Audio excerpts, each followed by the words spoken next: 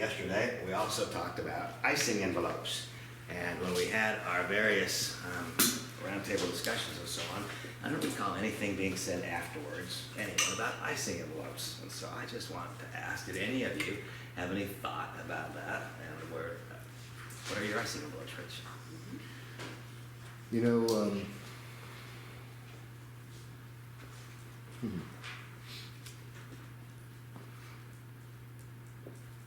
that's a private question, right? You know, no. In all sincerity, probably just yeah, anything that would stroke my ego and make me all about me.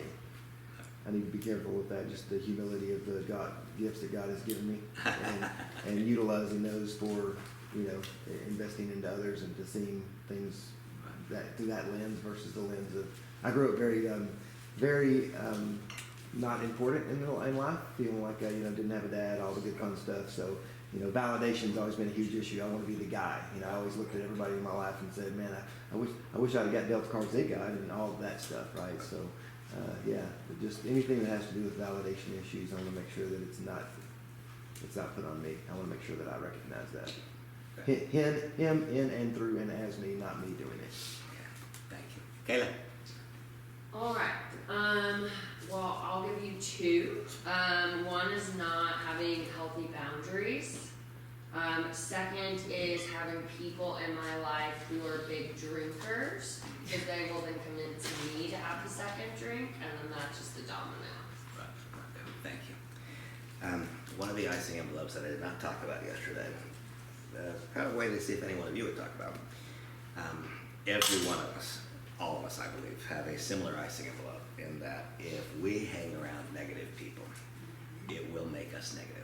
It is an absolute incorrect thought that people have that if you're rich, you're a positive person, that if you hang around negative people, you'll turn them positive.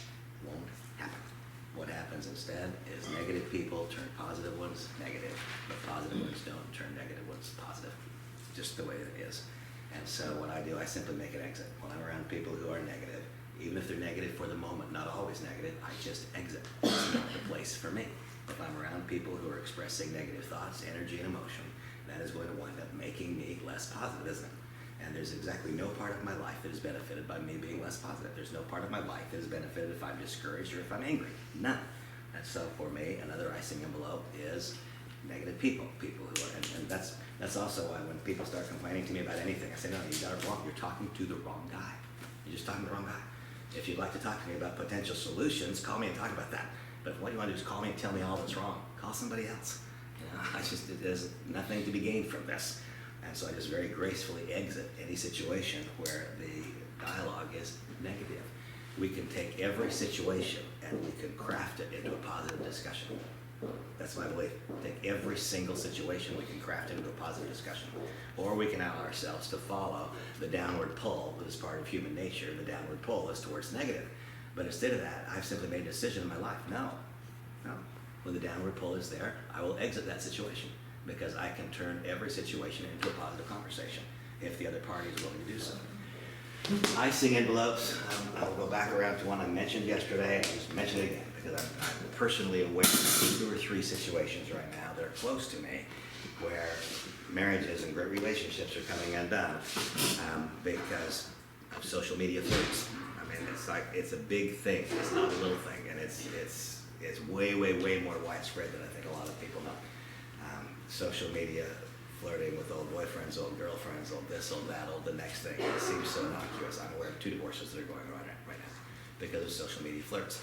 And I would simply caution all of you, just say, is there any interaction I'm having with anybody that's likely to lead my boat to the rocks? None of us do better when our relationships fall apart. That doesn't help any of us. That makes everything worse. And all these little seemingly innocuous social media flirts, again, I'm aware of 2 of them where marriages are on the rocks right now. It's romance where it's on the rocks right now.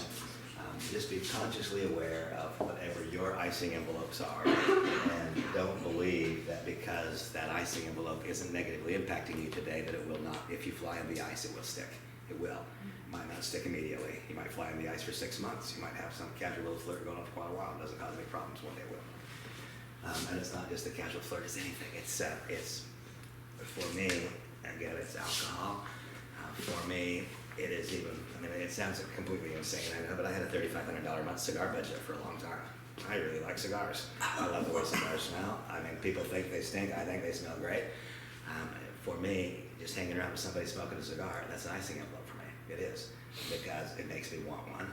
And you know what? If I smoke a cigar, oh gosh, if I smoke a cigar, man, I really like brandy too.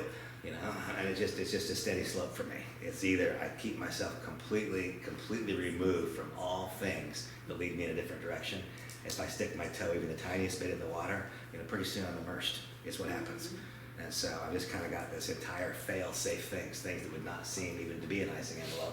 I avoid the very occasion of it. I do. I just avoid the very occasion of something that might cause some bit of ice to stick out my wings and might cause an airplane to one day crash, but I don't want to do it.